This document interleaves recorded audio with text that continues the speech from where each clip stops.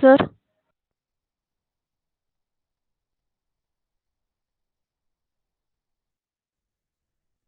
Sir mike mute आहे तुमचं.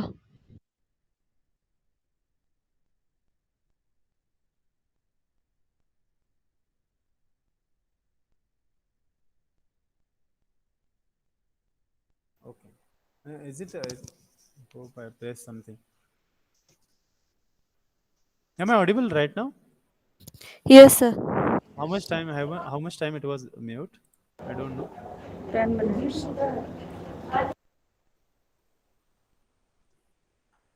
You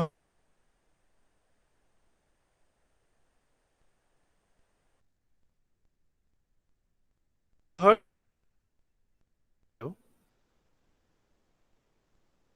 Have you got synchronous learning?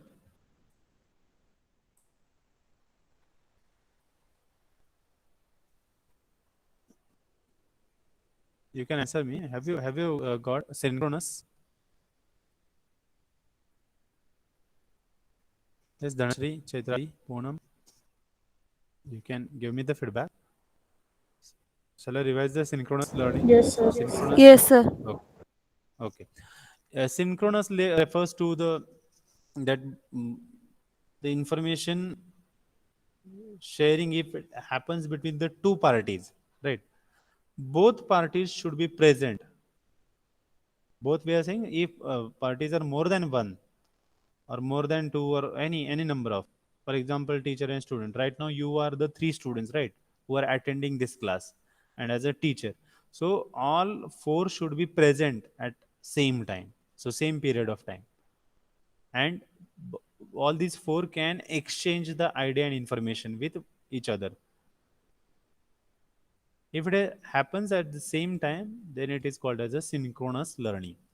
Now suppose I am recording the video and I put on the Moodle, and as a student you can visit at any time, you can see as per your convenience those videos.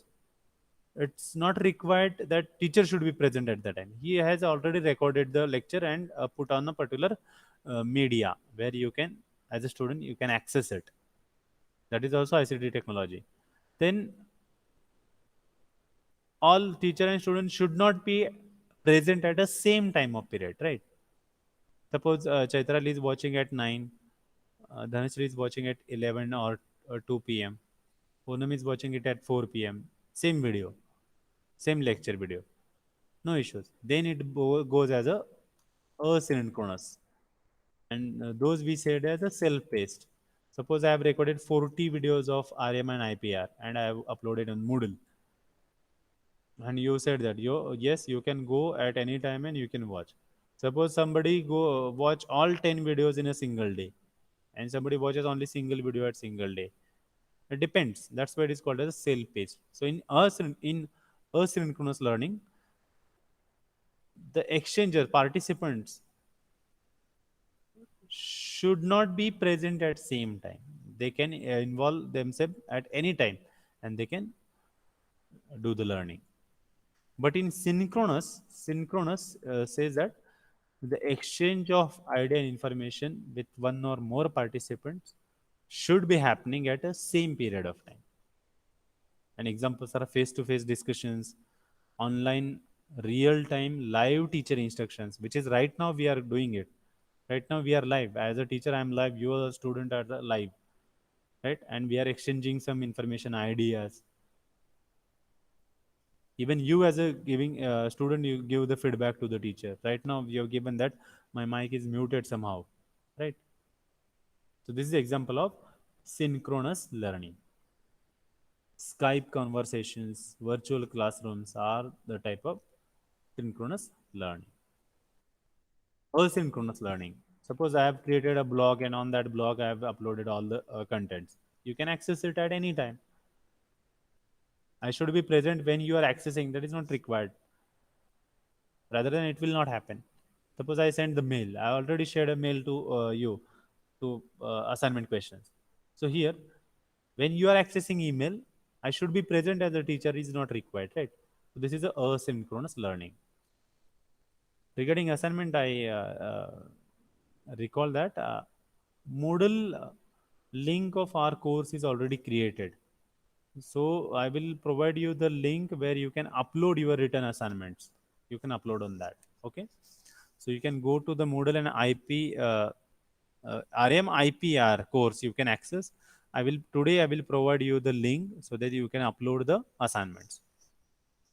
So this is a asynchronous learning. So by using your own laptop at your own time, you can access and learn. So that is asynchronous. But in live session, if you are present, that is a synchronous learning. Advantages of e-learning. Already you know it. Still, I'll revise. What are the advantages of e-learning? So it is improved open access to education, includes access to full degree programs. Already one semester you are done this. You already have access of Moodle where teachers live sessions are also there, and they are put recorded videos also. So through that you will learn one semester. That is also the advantage of e-learning. Not required to come to the class. Due to the COVID situation, yeah, it is forcefully allowing us or not allowing us to come together. But yeah, by sitting at our home, by keeping safe distance, safely we can learn. So that is the advantage of e-learning. Better integration for non full-time students, particularly in continuing education. Yeah. Apart from this COVID situation, if at all I want to go for doing MBA in Symbiosis, Symbiosis is leading institute who provides distance learning platform for MBA students. I can do it while doing my job also.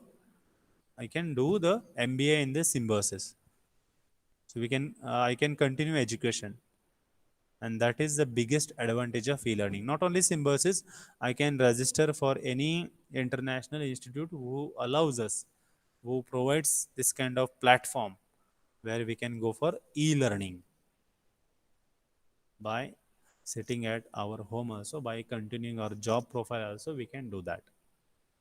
So that is advantage. Improved interactions between students and instructors. Yeah, that can happen. Suppose I do have any problem, I can mail my student teacher. I can ask for clarify, or we can have a face-to-face discussion. We can have a meetings on Zooms, Google platforms, Microsoft meetings. I have any software which is convenient. We can use and we can have an interaction as a student, as an instructor. So that is the advantage of e-learning. We can use the tools which are provided, so that student can use these tools and independently they can solve the problems and they can submit to the teachers. That is also advantage of e-learning. No restrictions, no age based restrictions, or any, we can go for any levels. Students can go at their own space. That is self paced. As I said, I explained this term, self paced. If I feel I am right now getting all the information and I do have a time, I can go all the 20 videos, whatever videos are available for learning. Right now I feel that only 1 hour I can watch, and next thing I can watch tomorrow, no problem. As a student they can do that, self paced, right? So that the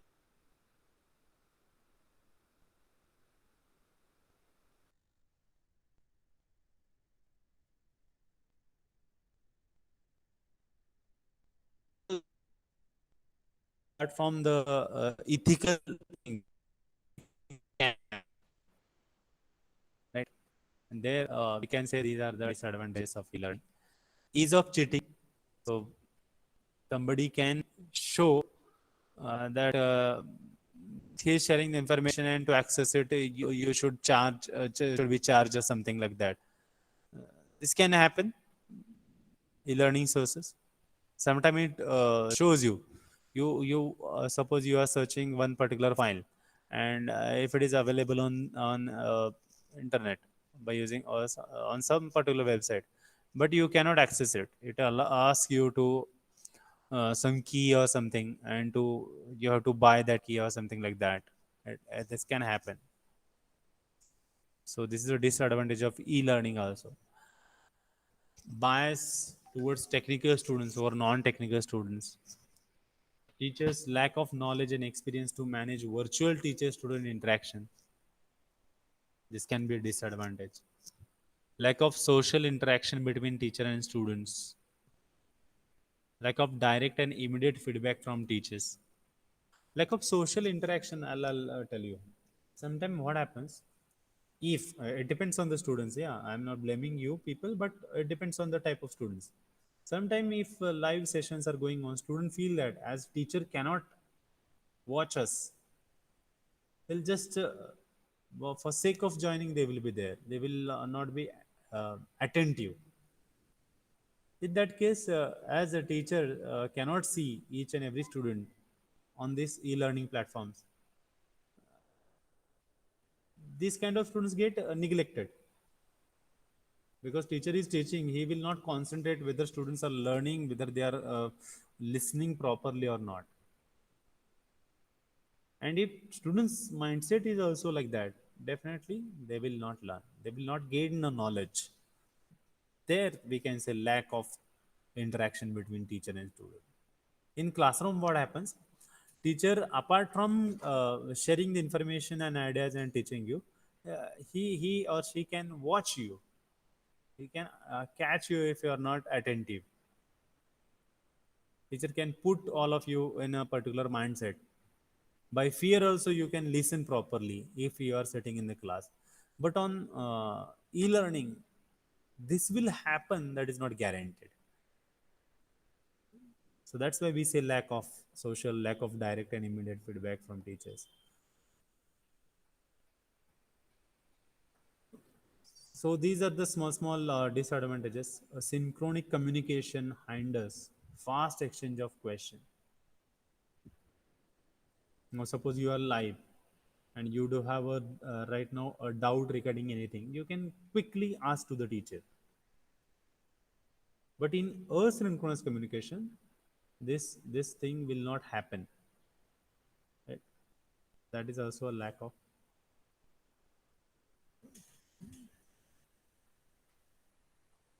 Yeah, asynchronic communication also will be available, but it will not happen quickly. Suppose I mail my teacher that I'm facing a problem regarding this term. When teacher will receive his mail and when he will open his inbox and will go through that, then only he can get uh, or he can come to know that you are facing a problem. Then he can or she can send you the more information, detailed information regarding that. But meanwhile, how much time it will take to get notification, that's doubtable. So that's it regarding the fourth unit. As I said, I want to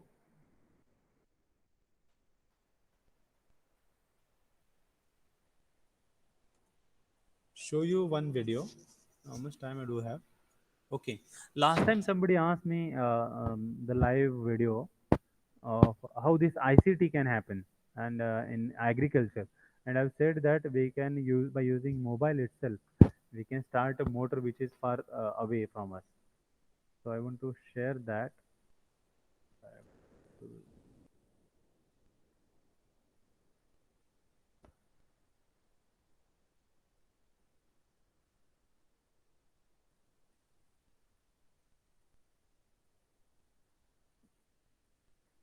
The screen is visible.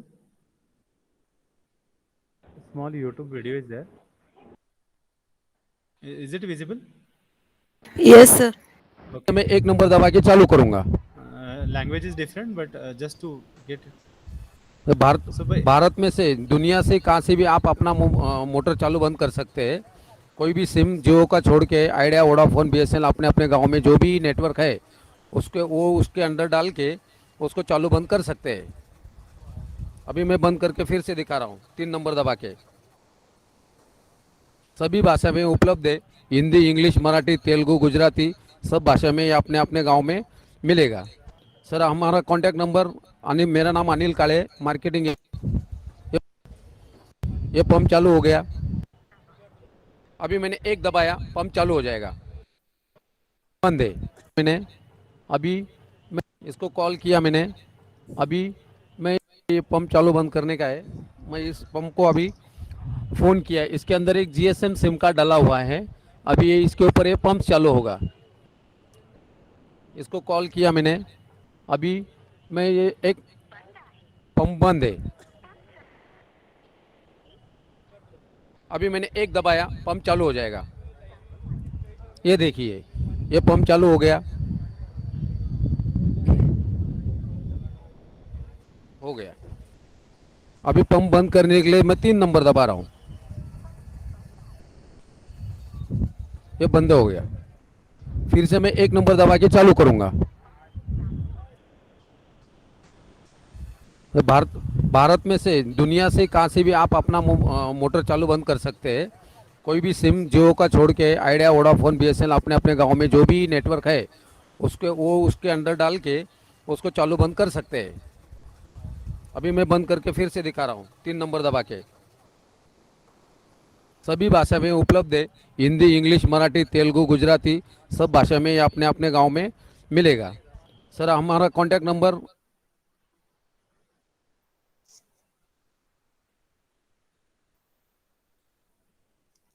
Hope you observed. So here they are using mobile phone to start a motor. As a farmer, you can say. So here is a connection. That is what we say. We have discussed 4 I's and 4 C's. So this is a technology. ICT technology allows us to do this. So by using only mobile phone as a farmer, I can start and I can stop. Even when you are saying he has dialed, the information came that right now, currently, your motor is off. Right, water pump is off. You can start that. Applications can be different. You maybe numbers or maybe other things can be given to you by different service providers. It depends, but you can start it and you can close it. And whether water is there inside the well or not, or in your tubes or all these things, you can use sensors which will give you information. Even once electricity is not there, and if it comes, still you will receive a message that right now electricity is there. Do you wish to start your water pump? Like that. So this is the ICT which is used. ICT technology, different softwares, names, and all these things, and those are there. But main technology is information communication technology. Hope you are clear with. Any doubt? If any doubts are there, you can ask. Hope this video was visible to you and audible to you also. Yes, sir. Okay, good. So we'll end this 4th unit here. We'll stop here. I think time is up. As I said, on the Moodle, REM IPR course is available. I will today upload the videos, whatever I've recorded, and also I will upload the link so that you can submit the assignments. If you are not started to write assignment, start writing it and you can upload it on the Moodle like you did last time. Okay? Okay. Okay, we'll stop here. Thank you for joining.